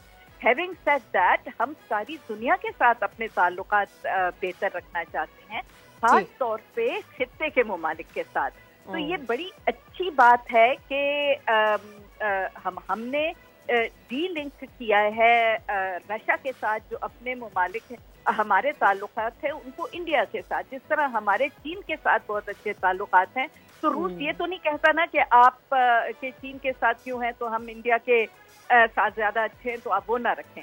तो ये आई थिंक इंडिपेंडेंट हमारे एक रिलेशनशिप। लेकिन नगवाना साहिबा, where does it bring with the fact जो दूसरी साइड पे शेयर किया जा रहा है कि अमेरिका की करेंसी को कितना धचका इससे लग सकता है, जो कि एक मकसद भी है दैट यू नो एससीओ इजलास से या इस साइड ऑफ द पार्ट की जो कंट्री हैं they want to break the power of dollar.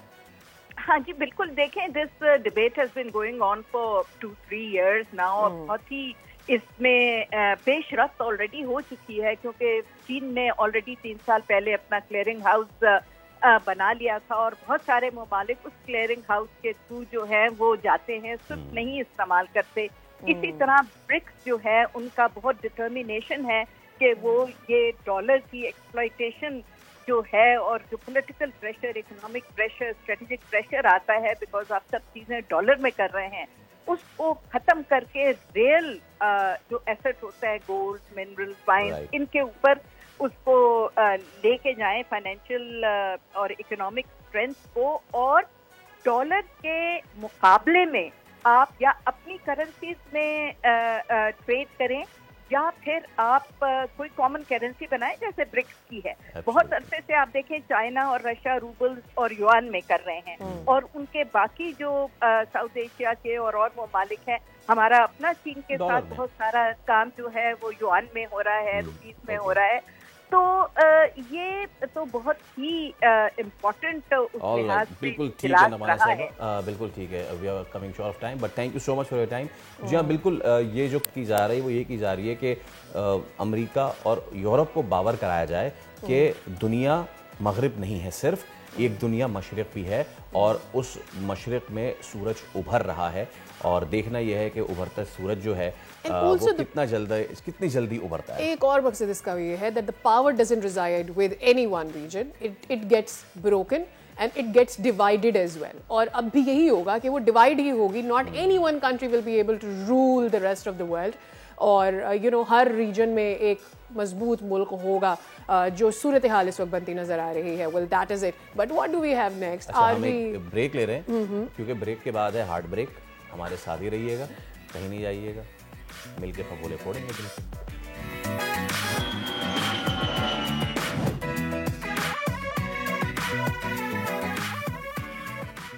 एक बार फिर खुशामदीद, एक बार फिर नई उमंग, नई तरंग और पता नहीं क्या क्या के साथ पाकिस्तान की क्रिकेट टीम आज एक बहुत मुश्किल मैच मुत्तहदा अरब इमारात से खेलेगी। ऐसे बहुत मुश्किल मैच होने जा रहा है। मैं इतना ज़्यादा डिसइंटरेस्टेड हो गया हूँ after the previous loss against Afghanistan के। आप ये वाली सीरीज नहीं देखेंगे, फिर एशिया कप तक फैसल का जो है वो मोराल थोड़ा बुलंद हो जाएगा कि वो हिम्मत जुटाएंगे कि अब उन्होंने आगे क्या करना है, क्या एशिया कप के मैचेस देखने हैं या नहीं देखने। मामला कुछ ऐसा है कि आज रात 8 बजे मैच शुरू होना है। क्या एक्सपेक्ट करूं मैं पाकिस्तानी टीम से after we have lost against that is Afghanistan? ये बताएंगे मुझे फवाद साहब हमारे साथ मौजूद है। अस्सलाम वालेकुम फवाद साहब, thank you so very much हमारे दुख में हमारे साथ होने के लिए। मुझे ये बताएं, मैं तो सोच रही थी पहला मैच जीते हम अफगानिस्तान से, अब नहीं हारते। हमने तकरीबन शर्त भी लगा ली थी, लेकिन फिर हम हार गए। अब आज क्या होना है आप पहले बता दें, ताकि हम डिसाइड कर लें हमने मैच देखना है या नहीं देखना है। देखिए जी, मसला सारा ये है कि एक T20 क्रिकेट जो है उसमें कोई किसी टीम की आजकल गारंटी नहीं होती। ठीक है, हम अमेरिका से भी हार चुके हैं, हम जिम्बाब्वे से भी हार चुके हैं, अफगानिस्तान से पहले भी हार चुके हैं। ये जो कंडीशंस हैं यहाँ पर, देखिए ये नई बात नहीं है, ये यहाँ पर स्पिनर्स को मदद मिलती है। आपने अफगानिस्तान से एक मैच जीता, एक आप हार गए। फवाद भाई, आपने बिल्कुल ठीक बात की है जो आप बात कह रहे हैं कि जी T20 में तकरीबन पलड़ा भारी होते, कोई कमज़ोर और कोई मजबूत टीम नहीं होती ऑलमोस्ट। लेकिन हमारा तो अलग ही मामला है ना, हम डिफरेंटली प्ले अराउंड, हम अपनी ऐसी गलतियां करते हैं कि सब हैरान परेशान हो जाते हैं कि ये वही प्रोफेशनल्स हैं जो सालों साल से क्रिकेट खेल रहे हैं। जिस तरह इस्तेमाल कर जी, अगर वो इस्तेमाल कर रहे हैं तो आप भी अगर स्पिनर्स को प्रॉपर्ली आप टीम में लेके आते हैं, हारिस रऊफ की मुझे कोई जगह नजर नहीं आ रही, तो आपको बेहतर नतीजे मिल सकते हैं। यहाँ पर तो लोग कह रहे थे कि पाकिस्तान 130 भी नहीं करेगा, अफगानिस्तान तो कोई चांस ही नहीं है, यूएई से भी हारेगा। तो हम भी थोड़ी सी ज्यादती कर जाते हैं। साथ साथ मैं ये कहूंगा कि हम ज्यादती करने की वजह ये है कि हमारी मर्जी की टीम ना होना, हमारे प्लेयर का ना होना, हमारे खिलाड़ी का ना होना। और अगर आप ओवरऑल बात करें तो क्रिकेट तो आपकी नीचे गई है ना। अब उसमें आप ये कह दें कि जी सडनली ठीक हो जाएगा, तो ये भी नहीं है। बट हाँ, T20 क्रिकेट में हमेशा से मैं कहता हूँ कि पाकिस्तान की क्रिकेट ठीक है, but one day and red ball cricket में तो हम बहुत ज्यादा पीछे चले गए। T20 में अभी भी आप ठीक है, कोई इतने बुरे नहीं है। चलिए, इतने बुरे नहीं हैं, इससे मुझे याद आया क्या इतना बुरा हूँ मैं माँ कि मैं एक बहुत ही हैवी जो है इमेज के साथ आता हूँ। मेरा नाम सुफियान मुकीम है और मेरी बहुत तारीफ़ें होती हैं। यस, 1 गेम ऑफ हो सकता है, बट अभी तक उनका जो है वो ट्रू पोटेंशियल निकल के नहीं आ रहा है। उससे भी बढ़ के ये मैं चाहूँगा, पिछले मैच में भी जो उनकी परफॉर्मेंस रही है, क्या डिड ही फ्रीज, क्या हुआ सुफियान मुकीम के साथ? I was watching other day, Rashid Latif को कह रहे थे यार एक ही जगह पे बॉल कराते जाएंगे तो यही होता जाएगा। आई थिंक वो नहीं करा रहे थे एक जगह पे बॉल, वो उन्होंने आगे किया, अतल ने उनको मारा, फिर उन्होंने गेंद पीछे कर दिया, उनको फिर पड़ गई।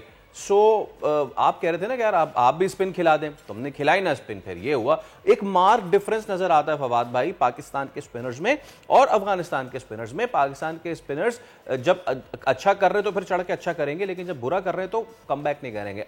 On the other hand Afghan spinners वो एक स्ट्रैंग होल्ड बनाते हैं जनाब, आपके गिर्द फंदा बनाते हैं और उसके बाद ऐसा कसते हैं आप निकल नहीं पाते, और निकलने के लिए फिर फखर जमान क्रीज से निकलते हैं, वो आउट हो जाते हैं, हसन नवाज निकलते हैं। मतलब कि there is no planning of Pakistani batters when it come to Afghani spinners. Any spinners देखिए फैसल, स्पिनर्स को एक तो हम हमारे बहुत से प्लेयर अच्छा नहीं खेल रहे हैं पिछले कुछ अरसे से। जहां तक आपने सुफियान की बात की, आप ये देखें कि आप एक खिलाड़ी को एक सीरीज खिलाते हैं, एक सीरीज में बिठा देते हैं, ठीक है।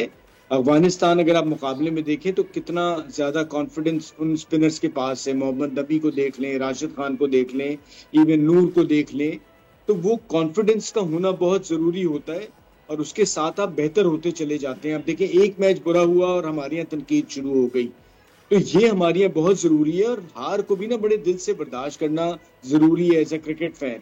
एंड मुझे कहीं ना कहीं माजरत के साथ ये लगता है, आपकी बात मैं नहीं करूंगा, कि कुछ जगहों पे इंतजार हो रहा होता है कि पाकिस्तान हारेगा और हमने यस नहीं ठीक है, क्या है ये बात ठीक है कि जी पाकिस्तान हारेगा और फिर हमने जिनका आप तस्करा भी कर रहे हैं वो अपने चाकू छुरी लेके आ जाएंगे, बट क्यों दे मौका। देखिए ना प्रॉब्लम ये ना बहुत साथ, ये प्रॉब्लम ये है, problem is the inconsistency. Saim Ayub one match, oh wow जबरदस्त, Saim Ayub in the second match, अबे यार ये फिर आउट हो गया। Sahibzada Farhan in the first match, great start, Sahibzada in the second and third match, यार ये क्या हो गया, ये क्यों आउट हो गया। So Salman Ali Agha in match against Afghanistan, जबरदस्त captain innings, Salman Ali Agha in the other match running out like a kid. So the thing is कि अब आपके पास फैसिलिटीज़ हैं सारी, आपके पास सारी चीज़ें मौजूद हैं, बट यूए के खिलाफ अच्छा खेलते हैं, अफगानिस्तान के खिलाफ अच्छा नहीं खेलता, अफगानिस्तान के खिलाफ अच्छा। और मैं तो ये सोच रहा हूँ कि देखिए पहले मैच में आपने अफगानिस्तान को हराया सादिया, ठीक है, यूएई को दूसरे मैच में आप नहीं, और दूसरा जब अफगानिस्तान से मैच हुआ तो उस पर आप हार गए। फवाद भाई यूएई ने भी हमें पढ़ लिया ना पहले मैच में। मुझे तो लग रहा है आसिफ पठान और दीगर जो हैं वो आएंगे ज़रा तैयारी करके, तो हम आज खैर मनाएं फिर अपनी क्या? नहीं ऐसा नहीं है। अब वो कोई बहुत ही ज्यादा बुरा खेल जाए, जो पहले आप खेल भी चुके हैं वो एक अलग बात है, बट मैं okay. So the thing is कि आज पाकिस्तान का मैच है और हमने कभी ये नहीं सोचा था कि हम ये बात करेंगे, पाकिस्तान अपना सेमीफाइनल के तर्ज का मैच खेल रहा होगा मुत्तहदा अरब इमारात से, और अगर ये सेमीफाइनल टाइप मैच हम मुत्तहदा अरब इमारात से जीत जाएंगे तो उसके बाद हम फाइनल खेलेंगे अफगानिस्तान। हम जब अफगानिस्तान से मैच जीते थे तो बड़े कॉन्फिडेंस के साथ हम ये बात कर रहे थे कि पाकिस्तान ने एक मैच जीतना है और फिर पाकिस्तान ने क्वालिफाई कर जाना है फाइनल के लिए। पाकिस्तान ऑलरेडी अफगानिस्तान को हरा चुका है, यूएई को हरा चुका है, and we are in good situation. But what happens, one match और हमारा सारा कॉन्फिडेंस अपनी टीम के ऊपर शैटर हो जाता है और हम ये सोचने पर मजबूर हो सकते हैं कि पाकिस्तान जो है उसमें कैपेसिटी है कि वो यूएई से भी हार सकता है, और अगर हार गए तो इतनी दो छोटी टीमों की तरफ से आप ये series, tri series, which absolutely doesn't really make a comparison जो एशिया कप में हमारे सामने टीमें होने जा रही हैं, क्या उसके लिए हम तैयार है या नहीं है? क्वेश्चन स्टेज देयर, जो शुरू में था जब हम ऑलरेडी इस ट्राई सीरीज शुरू नहीं की थी, कि क्या अब जब हम अफगानिस्तान और यूएई से खेलते हैं तो हम अपनी टीम को समझते हैं कि वो एशिया कप की बड़ी टीमें लाइक इंडिया एंड श्रीलंका के लिए रेडी है या नहीं है। सो वो मेरे ख्याल में जब हम इनके लिए रेडी नहीं होंगे तो फिर उनके लिए कैसे रेडी हैं? यू नो व्हाट सादिया, अब आप इस फिर हम तसल्ली देंगे कि पाकिस्तान कुछ भी कर सकता है। अगर आप इस टीम में देखें ना, प्रॉब्लम यह है कि हम सब वाउच करते हैं, यार साहबजादा फरहान को क्यों नहीं ला रहे, यार उनके साथ हमने अपने पिछले पीएसएल वाले शो में हमने इतना ज्यादा वो किया कि यार आप क्यों नहीं लाते, लाइए, फिर ले आए। Also with सुफियान, और फिर ये हो गया। चले Sufiyan did well in Australia, वो उन्होंने एक उसके बाद भी अच्छा किया है मैचेस में, बट अगर मैं फोकस अपना शिफ्ट करूं तो साहबजादा फरहान भाई इससे बढ़ के कोई अपॉर्चुनिटी नहीं आ सकती। आपके पास अफगानिस्तान है, आपके पास यूएई है, इस पे भी आप अगर हैवी स्कोर नहीं कर सकते। बात ये ना सादिया, एक मजाक होता है यार, सचिन तेंदुलकर तो कमजोर टीमों के खिलाफ सेंचुरी बनाता था, आप भी कर रहे हैं। हाँ, तो भाई कमजोर टीम के खिलाफ सेंचुरी बनाना या मजबूत टीम के खिलाफ सेंचुरी बनाना, बनाए तो सही ना। और आपको कब अपॉर्चुनिटी मिलेगी, आप कब करेंगे स्कोर यार। रैंकिंग को भी बेटर कैसे करते हैं जब आप ऐसी टीमों के अगेंस्ट ही आप उसके बड़ा मार्जिन से जीत जाना, यू नो बिल्कुल उनको वन साइडेड मैच को कर देना, तो फिर आपका कॉन्फिडेंस भी बढ़ता है और दूसरी टीमों का डर भी आपसे बढ़ता है कि ठीक है यार, एक छोटी टीम को आपने बिल्कुल ही वन साइडेड हरा दिया, तो उसकी वजह से अगली टीम ये सोचती है कि ठीक है मुझे कितना बड़ा चैलेंज हो सकता है। प्रॉब्लम ये है कि आप स्ट्रगल ऊपर कर रहे हैं मिडिल ऑर्डर में, आपके पास एक इरफान खान न्याजी नाम का प्लेयर मौजूद है जिसको अपने टॉप एंड में शाइन्स की कप्तानी दी हुई है। हारिस का क्या उसका भाई प्लान है, क्या मूड है, हमें समझ नहीं आता, but why don't bring worthy players in the team rather than just giving you know caps to those people जिनको अपनी विकेट की कदर नहीं है। Also, why don't we make pools? ठीक है हम T20 में अच्छे ही हैं तो हम T20 के ही पूल्स बना लें where we know कि हम किसको लेकर आएंगे और किसको निकालेंगे, इसके बाद उसकी रिप्लेसमेंट क्या है। We haven't done that yet. Well, थोड़ा सा कूल डाउन होने की जरूरत है। We'll take a break, have some water.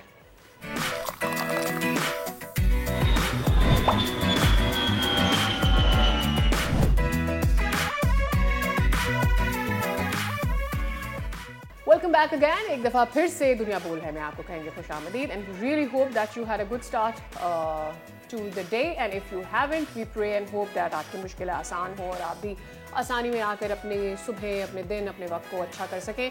एक नया मसला है कराची में, नया तो नहीं है, मसले पुराने हैं लेकिन इट हैज़ अराइज अगैन, और हम बात करें अब्बासी शहीद अस्पताल की जहाँ पर यंग डॉक्टर्स एहतजाज पर हैं। मुतालबात जो हैं वो उनकी तनख्वाहों के हैं जिस पर जो मेयर कराची है मुर्तज़ा वहाब उनकी जानिब से कहा यह गया है, बिल्कुल क्लियर मैसेज दे दिया गया है कि जी अगर तो आपको अपनी तनख्वाहें लग रही हैं कम तो आप छोड़ दें मुलाजमत, और शो कॉज नोटिस भी उनको जारी कर दिया गया है। ऑन द कॉन्ट्री हम देख रहे हैं कि यंग डॉक्टर्स की जानिब से हड़ताल का सिलसिला जारी है और जो एक आम आदमी है ऑब्वियसली वो भी उससे मुतासर हो रहा है। ओपीडीज़ बंद हैं और लोग जब जाते हैं अपने इलाज के लिए तो उनको समझ में नहीं आता कि फिर उन्होंने क्या करना है। जिन्होंने महीनों से या डेज से, ऑब्वियसली हमें पता है कि पब्लिक अस्पतालों में क्या सूरत हाल होती है, अपॉइंटमेंट्स ले रखे होते हैं अपनी बीमारी के इलाज के लिए, फिर वो रुल जाते हैं, उनके मसाइल मज़ीद संगीन हो जाते हैं and then there people who are looking forward कि इस मसले का अब हल क्या है। Faisal, so what are we looking at जब हमें लगता है कि ये मसला हल होना है या नहीं होना। डॉक्टर वारिस जाकरानी, सदर यंग डॉक्टर्स एसोसिएशन हमारे साथ मौजूद हैं।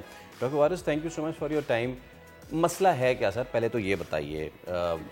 मेयर ने कहा कि जी आपको तनख्वाह कम लग रही है तो यू जस्ट गो, और लेकिन क्या सिर्फ कम तनख्वाह का इशू है या फिर डिलेड है, क्या मामलात हैं? Sir thank you so much. Doctor Waris Ali president YDHN। For your question, mayor साहब को शायद पता ही नहीं है, मेयर साहब को ये कोई जाके बता दे कि हमें जो सिंध गवर्नमेंट की स्टाइपेंड है वो दी नहीं जाती, जो ऑलरेडी 3 to 4 ईयर्स से जो पूरे प्रोविंस में मिल रही है वो दी नहीं जाती अब्बासी शहीद के यंग डॉक्टर्स को। सही। और जो दी जाती है वो 50% से भी कम है, और जो 50% से कम है for the kind information of mayor साहब, और उसको भी 4 to 5 मंथ्स हो गए, वो भी नहीं दी जा रही। अच्छा, तो ये इतनी बड़ी ज्यादती, इसको ना जरा ब्रेक डाउन करने की कोशिश करते हैं। आप ये कह रहे हैं कि सिंध गवर्नमेंट की जानिब से जो यंग डॉक्टर्स को स्टिपेंड होता है या स्टाइपेंड होता है वो नहीं दिया जाता। अब ये, और फिर आप ये कह रहे हैं कि 50% जो दी जाती है, अब ये जो 50% है ये कौन सी तनख्वाह है जो उनको मिल रही है? मैडम एक्चुअली ये जो यंग डॉक्टर्स है ये वजीफे पे चलते हैं, इसको स्टाइपेंड बोलते हैं। एक्चुअली जो स्टाइपेंड है जो सिंध गवर्नमेंट ने पूरे प्रोविंस के लिए जो एलोकेट किया है वो 69 point something thousand जो है ना हाउस ऑफिसर्स का है, और 104,000 जो है ना वो अपने पोस्ट ग्रेजुएशन FCPS वाले बच्चों का है। तो जो अब्बासी शहीद हॉस्पिटल में है वो 40 to 45,000 देते हैं हाउस ऑफिसर्स को, जो 50% है, और उससे भी काट कोट के कम किसी स्टूडेंट्स को देते हैं। और ये 3 to 4 ईयर से ये चल रहा है ज्यादती, और उसके बावजूद ये भी नहीं दिया जा रहा 4 to 5 मंथ से। और फिर मेयर साहब की तरफ से ये कहना कि यंग डॉक्टर्स मुझे ब्लैकमेल करते हैं और ये हॉस्पिटल, ये खुदारा तरस खाएं सर अपनी नेशन पे। आप बड़ी की पोस्ट पे हैं, आप इस तरह की बात करेंगे, हम क्या मैसेज लेके घरों में जाएंगे? हम क्या सोसाइटी को जाके बताएंगे कि हमारे मेयर साहब हमारे लिए क्या कह रहे हैं? वारिस साहब, if I am not wrong, this मतलब ये तीसरी दफा या आई थिंक दूसरी दफा तो कम से कम ये इशू दोबारा आया है अब्बासी शहीद अस्पताल से, यही स्टाइपेंड वाला। मैडम अनफॉर्चुनेटली ये जब भी सिंध गवर्नमेंट के साथ जब भी हमारी कोई जो होती है, जो पूरे प्रोविंस पूरे पाकिस्तान में बाहर कहीं स्टाइपेंड या रहेगी तो रेगुलर एडाक अलाउंसेस वगैरह गवर्नमेंट एम्प्लॉयज की बढ़ती रहती है तनख्वाह। ये जो हम वजीफे वाले लोग हैं, जो डॉक्टर्स यंग डॉक्टर्स हैं, इनकी एक तहरीक होती है पूरे प्रोविंस पाकिस्तान में, दूसरे किसी भी जगह पे बढ़ती है, फिर हम सिंध गवर्नमेंट को जगाते हैं कि सर दूसरे प्रोविंस दे रहे हैं, इस्लामाबाद में मिल रहा है, पंजाब में मिल रहा है, केपी में मिल रहा है। तो जो बाकी पब्लिक अस्पताल हैं उनमें सही दे रहे हैं, सिर्फ अब्बासी शहीद वालों को नहीं दे रहे?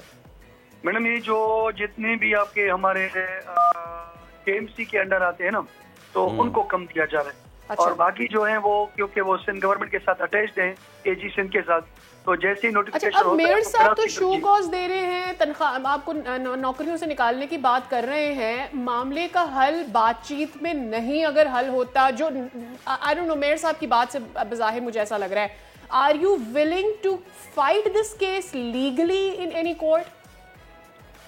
मैडम देखिए, पहली बात यह है कि हमारे राइट कोई दबा नहीं सकता। ये बात तो क्लियर मैसेज है पूरे प्रोविंस के लिए, पूरे कंट्री के लिए, कि अगर कोई भी है, वजीर आजम साहब है, प्राइम मिनिस्टर साहब है, तो हमारे वोट बैंक से हैं। अगर ये हम हैं तो ये हमारा मुल्क है। ये हो नहीं सकता कि हमारे हकूक कोई खाए और हमारे साथ ज्यादती करेगा, इस तरह तो पॉसिबल ही नहीं है। ये हर कोई समझ जाए, हर किसी की एक लिमिट्स होती है। मेयर साहब की एक अपनी लिमिट्स है, हमारी एक अपनी लिमिट्स है, जॉब डिस्क्रिप्शन हर किसी की अपनी है। ये हो नहीं सकता कि कोई बादशाह सलामत का कानून है और जैसे मेयर साहब कह देगा मैं सबको निकाल दूंगा, सब घरों में जाएंगे। तो क्या एक्शन ले रहे हैं? देखिए, हम वो हमारे लास्ट ऑप्शंस हैं और हम नहीं चाहते कि हम सारे पत्ते अभी से खेल दें। तो ये मेयर साहब भी बखूबी हमें जानते हैं और ये जब मेयर नहीं थे तब भी हमें जानते हैं और हम भी मेयर साहब को जानते हैं और यंग डॉक्टर्स को प्राइम मिनिस्टर साहब भी जानते हैं और हमारे जो है CM साहब भी जानते हैं, प्रेसिडेंट ऑफ पाकिस्तान भी जानते हैं, हमारे इदारे भी जानते हैं। हम चाहते हैं हम अपने मुल्क को सर्व करें, हमारे साथ जाति ना हो, हमारा ब्रेन ड्रेन ना हो। हमने क्या मांगा? आप अब्बासी शहीद हॉस्पिटल तो जाएं जरा, आप विजिट करें, पेशेंट से पूछे मेडिसिन कितनी मिलती है, आप वहाँ जाके पूछे वॉशरूम में पानी आता है नहीं आता है, आप वहाँ जाके पूछे कि सिक्योरिटी है नहीं। लाला, हमने क्या मांगा है मेयर साहब से जो इतने हम पे गुस्से हो रहे हैं? हमने तो वो हकूक मांगे हैं जो प्रोविंस में ऑलरेडी 3 to 4 years से मिल रहे हैं। लेट्स सी डॉक्टर वारिस के कौन सी लेट्स सी कि ये इसका हल निकलता है या नहीं।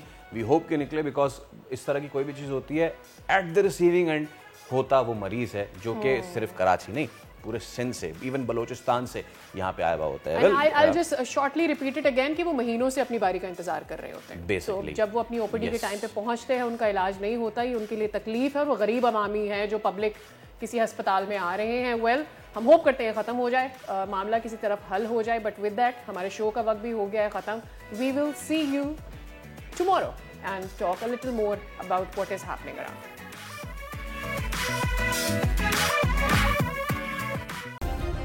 सब्सक्राइब करें और बेल दबाएं ताकि कोई खबर रह न जाए।